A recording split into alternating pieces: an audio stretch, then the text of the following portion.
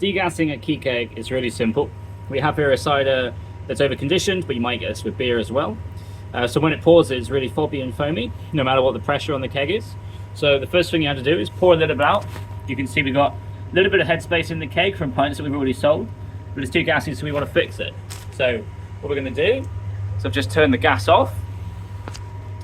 All right, and then we're going to degas it. So your Keykeg coupler will have a little ring pull like this, or if it's a more modern one, it might have a twisty button. But if I pull that, it's going to gas.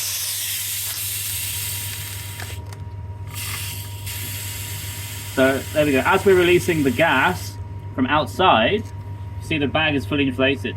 That's because that's all the excess CO2 that isn't dissolved in the liquid is pushing against the bag.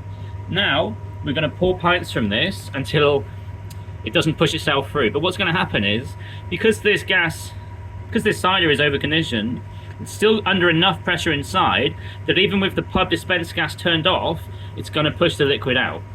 When you do this, after you've sold, or after you've pulled through the equivalent of 7 pints worth, whether you pull it out and discard it, which I don't recommend, or whether you just serve it naturally and normally as now, it's going to reduce, the CO2 is going to reduce over time. And eventually we'll get back to a normal level where you can serve it without fobbing, and at that stage you can turn the gas back on. That's the entire process.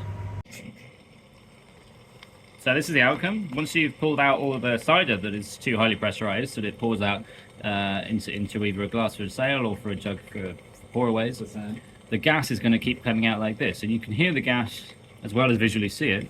One thing you can do to check if there's any gas coming out or not is that if you put a glass of water underneath, you're going to see it bubble. So this is how you know there's gas coming, even if you can't hear it or see it.